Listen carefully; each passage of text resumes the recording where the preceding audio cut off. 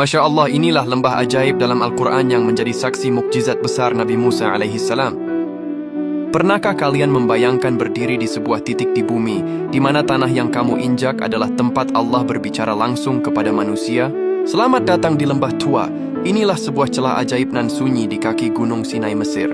Ribuan tahun lalu, lembah ini bukanlah destinasi wisata, melainkan saksi bisu sebuah peristiwa yang mengubah jalannya sejarah dunia. Bayangkan, dahulu pada malam yang dingin gelap dan sepi, Nabi Musa pernah menempuh perjalanan jauh bersama keluarganya.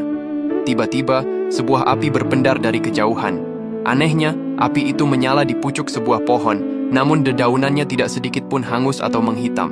Saat Nabi Musa mendekat, sebuah suara menggelegar tanpa rupa memenuhi seluruh lembah. Lepaskan alas kakimu, wahai Musa. Sesungguhnya engkau berada di lembah suci Thua. Disinilah keajaiban itu tumpah. Di tanah tanpa alas kaki, Nabi Musa tidak hanya melihat cahaya, beliau mendengar perintah kenabian. Disinilah sepotong kayu berubah menjadi ular besar, dan jemari manusia bisa memancarkan cahaya yang lebih terang dari rembulan. Lembah Tua bukan sekadar geografi. Ia adalah simbol bahwa di titik paling gelap dan dingin dalam hidup kita, selalu ada api petunjuk yang menunggu untuk ditemukan.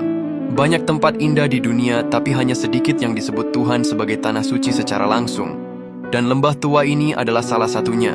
Saat ini, lembah ini banyak dikunjungi peziarah muslim untuk menghayati langsung peristiwa dalam surah Toha dan An-Nazi'at. Pengunjung datang bukan sekadar untuk berwisata, melainkan untuk tadzakkur mengingat momen pengukuhan kerasulan Nabi Musa di tempat yang disebut Allah sebagai Al-Wadi Al-Muqaddas atau lembah yang disucikan. Pemerintah Mesir juga tengah menyelesaikan proyek The Great Transfiguration di kawasan tersebut. Fokus utamanya adalah membangun fasilitas penunjang yang ramah bagi peziarah tanpa merusak situs asli. Tersedia juga jalur yang lebih tertata bagi umat Islam yang ingin melakukan pendakian spiritual ke Jabal Musa atau Bukit Tursina melalui lembah ini. Di sekitar kawasan lembah kini tersedia tempat peristirahatan dan musola yang memadai bagi para peziarah yang ingin sholat atau berdoa di tanah yang diberkahi tersebut. Ya Allah, semoga kita semua bisa berziarah ke lembah suci dan mulia ini. Amin. Inilah kisah awal mula pertemuan Nabi Musa dengan istrinya. Setelah secara tak sengaja Nabi Musa menghabisi seorang pria dari kaum Fir'aun, seorang laki-laki berlari terengah-engah menemui Nabi Musa. Musa, pergilah segera.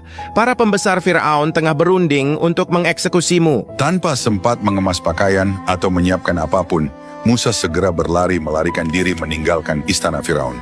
Berhari-hari ia menelusuri semenanjung Sinai, padang pasir luas seakan tak bertepi.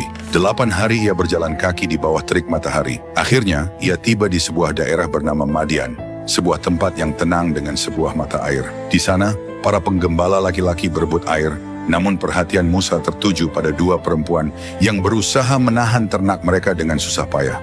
Musa mendekat. Apa maksud kalian menunggu di sini? Kami membantu ayah kami yang sudah tua. Ternak tidak bisa diberi minum sebelum mereka pergi. Jawab salah satu perempuan itu.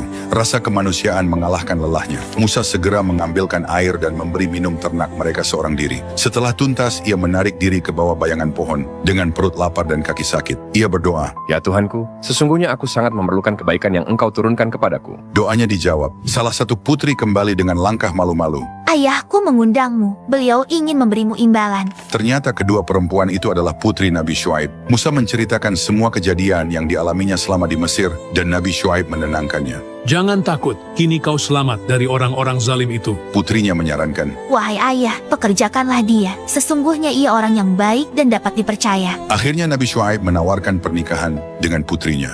Dengan syarat Nabi Musa bekerja keras selama 8 tahun sebagai penggembala.